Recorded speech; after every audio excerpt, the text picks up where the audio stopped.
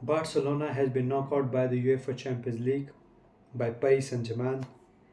I know I made the video on FC Barcelona where I predicted they are going to win and destroy PSG completely, and it has been totally reversed. As a Barca fan, I'm sad. I'm totally frustrated right now with this team. But in my deep mind, I'm literally proud how the players played the game. And PSG, they are through to semi-finals, and Barcelona, no road to Wembley. The journey of the UEFA Champions League for FC Barcelona has been ended. So let's talk about that game. So in this video, I'm going to talk about what happened in the game between the second leg and what words the team came from first leg and second leg, particularly the second leg, and the snake Usman Dembele too, like what he did with the team, and the conclusion what we are and what do we think in future as a club fan and a club, what changes we're gonna make and what are we happy with our player performance, yes or no. So let's start this video without any delay. So let's start the story from very starting. Barcelona and PSG. The first leg was played at the PSG home where FC Barcelona won 3-2. The goal of Barcelona has been scored by Rafinha and Christensen, and two of them were fantastic. PSG played a very great game, but if you see that game, you will be proud as a Barcelona fan. How did we play at away game? Our youngsters like Paulo Cobarsi and Yamin Yamal 16 years old, Paulo Kovacs is 17, and they're playing at the highest peak of the European football and playing against a team like PSG. It literally was amazing. Rafinha gave one of the best performances of his career. And then our midfield was combined Gundogan, Frankie de Jong, Sergio Roberto, and even Pedri, who came out from the bench, he just one assist in that game. It was just incredible. And now I have to talk about second leg. But if you talk about second leg, let's go to the first leg. So Barcelona see their ex-player, or you can say the snake now. I don't like Ousmane Dembele. Like I don't like. It's not like he trailed us. He was a trailer. He snaked us. Like he celebrated against us. Because I just want to see, like, imagine what he was in Barcelona. Like he was injured all the time. Like he was injured all the time. Guys, you have to agree with this. Our players used to, we supported so much, our fan base supported so much. When every media in social media used to put ambulance or hospital into his name, we were the only Barca fans. We used to comment about that. No, he's a great player. If he has a better raw ability, now he just left us, and it was quite surprising for every Barcelona fan. We never thought it to happen, but it is what it is. What we can say, that I always say this line in my every video. But Usman Dembele, the biggest snake, he celebrated against us, just had a frustration. But at the second leg, we played at that home, which was quite good. So the game started. As you can see, this was the Barcelona starting 11. We have Rafinha, Robert Lewandowski. At the right wing, we have Yamin Yamal. Same front three. Then in midfield, we made the change. Gundogan, Frankie de Jong, and Pedri was replaced by the injured Sergio Roberto. And defense was also the same. João Cancelo, Paulo Cobarsi, Araujo, and Kunde. And goalkeeper Ter Stegen. And if we see the Paris lineup for the second leg, they had the literally same team. But if you see the big change there, Mbappe was into the central area. He was playing centrally at the striker position, and Barcola was shifted to the left, which led the whole chaos for the FC Barcelona. His inside, when he was coming inside the box, it just made a lot of chaos for FC Barcelona defenders, and this was the turning point when Barcola shifted to left in the game. So the game started very well. We were on the lead of 3-2, and our players like Paulo Cobarsi and Kunde, personally, when Kylian Mbappe was playing at the centrally, Kunde was literally, Paulo Cobarsi and Araujo were literally owning Kylian Mbappe. We are not giving PSG any chances. And at the first half, Kunde has been fantastic. How he able to control Paulo Cobarsi. Our midfield were also completely better. Gundogan, and the best part about this, in the first half we even scored the goal. Yamin Yamal, your beauty. He's just 16 years old, and about the talent he has and raw ability in the football field is just amazing. He was literally enjoying in that right wing position, and he just gave it up one of the finest passes to Rafinha, and he scored the goal. When he scored the goal, it was confirmed. As a Barca fan, I was watching that game. I was so happy, so excited. Like we are 4-2, we are 2 goals up. And then after that came minute 29.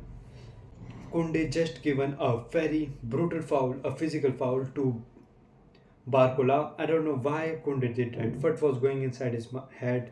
I don't know. Because when you are 2 goals up, why would you do to a player? If he didn't like it, this was not the last option. That if Kunde didn't that couldn't do that, Barcelona will like concede the goal. It was not like he Barcola if he like dribble pass or like pass Araujo, he still have touch taken in his way to score the goal.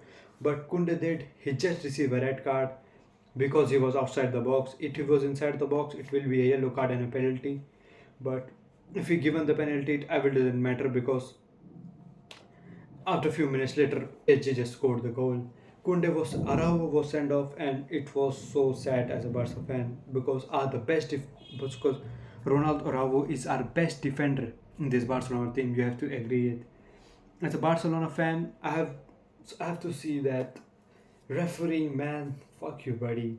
Like he just if you as a Barcelona fan, you ask me, like the game he given the red card to one of the Barcelona members. He gave the red card to our manager Xavi. He gave a red card to our best defender, and everything was in that game when Xavi was sent off.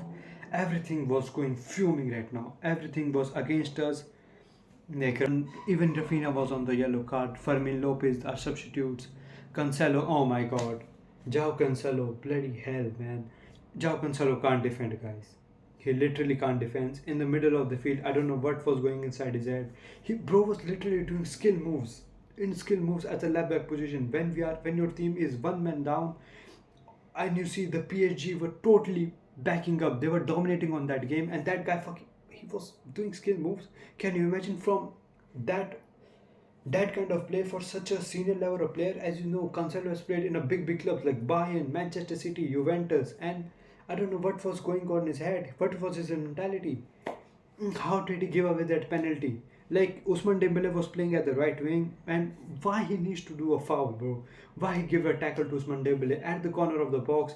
Foul he was given, penalty, and Kylian Mbappe scored the goal. And after that goal, when the score go 4-5 for PSG, and the hope was lost. I literally lost my every single hope when Kylian Mbappe scored the penalty, and I'm so frustrated, angry on João Cancelo, man. It is a disgrace for such a senior level player. Like he has played football for so many years, he has that experience in him, and what he did, there would be a and what he did in João Cancelo. I'm really sad for him, and I don't know what he was thinking in his head. And you can see by this what is the mentality of João Cancelo. Like he wasn't able to figure it out. He was able to out what he has to do in the field. But let's talk about this. First goal was scored by Ousmane Dembele in that game, in which he celebrated again his ex-former club, the Snake. How I can say that? But Barcola has been totally fantastic in that game. Barcola, I have to say it. Barcola is Emery. Is Emery, what a midfielder is he? He's a very short guy with strong physicality. That and amount of talent that PSG have in their team, I was just fuming, bro. Nuno Mendes and Ashraf Hakimi, two of the best fullbacks. Like they were finding like Nuno Mendes on the left, and we were not able to stop. If you remember the game when Araujo get the red card, he was sent off, and till that Barcelona needs something for defense. You can't play PSG in 10 man downs when you don't have your best defender of the team. So they bring Amiago Martinez, and they put another big man, Yamin Yamal. Oh my god. Just moment at the minute 29 when Araujo was sent off. We just not lost Araujo, we also lost Yamin Yamal. As you can see, this was a team just formed up. We got Rafinha and Lewandowski. They were totally helpless. Like Yamin Yamal, one of the best players I've ever seen. He was doing so great, but what he has to do? He needs to get sub off. And after that, we lost one of our attacking hopes, and which PSG just jam-packed on. Till the first half, Barcelona played quite decent. They scored a goal and they only conceded one goal. That time the score was 4-3, and that moment I was confident a little bit. But when PSG scored their second goal, and after that, it was that hit in my head that Xavi also given the red card. He was like for a moment, like he was frustrated so much, like he was kicking something. Xavi was sent off. Our manager has been gone out. Our best defender was out of the game. And after that, when Xavi was sent off, I just lost every hope. The third goal was also scored by Kylian Mbappe. And yeah, but it's very sad as a Barcelona fan. And the best about this Barcelona, we never stop believing. Like the players, like have you seen the Barcelona between our downfall era between 2020 2021, when 2021 2022, and we also got trophyless in 2022. And if you see that time Barcelona was hopeless, but this time Barcelona is helpless. Like the player were putting everything they had. Paulo Cobarsi, my man's beauty. He's just 17 years old, and the amount of competitiveness he's playing in a Champions League games against Kylian Mbappe, Ousmane Dembele, Barcola, lot of amazing players was just incredibly. And Yamin Yamal, he's just 16 year old. Both of them are so younger than me. But yeah, Yamin Yamal, your beauty, he's absolutely, and I'm just waiting for that moment when I see these young players like Fermin Lopez, Gavi, Paulo Cobarsi, Yamin Yamal, when they will turn into their maturity age, when they will be 20 plus, and when they will hit their prime, it will be completely. So Barcelona needs to build a team around them because they are literally the future of the club. If you see the old Barcelona where we still had the financial problem then, where we were struggling, but we didn't have the hope. We were hopeless that time because we don't know which player is going to score for us. And as we see that team, I was feeling bad for Messi that time, what he was facing with Barcelona. But this time, yeah, I think we have all the potential for the next season to Barcelona, and Xavi, my man, doesn't get the thing he deserved. I thought he's going to get a good farewell in the club, but no goodness for Xavi Hernandez. He's going to leave the club as trophyless. We can see Barca has just gone trophyless. But now, Ousmane Dembele, guy was literally smiling from the bench, like how much he can wide open his teeth. He was doing like that. He was so happy destroying his ex-club, the club that given him everything, the club who supported at his very low, and he was smiling on the bench. Oh my god, that's awful. But no respect for Dembele, man. But after that, we lost 4-1 to PSG. I feel sad. Yes, I feel sad. Do I feel proud of my boys? I definitely do. Like Barcelona, what the amount of football they played, it was just incredible. If the mistakes were done, see, if you see after 4 years, everybody is going to say Barcelona got knocked out at PSG. They bottled it. They had 2 goals lead and they completely bottled it. But nobody is going to talk about that Barca team after they get 10 men down.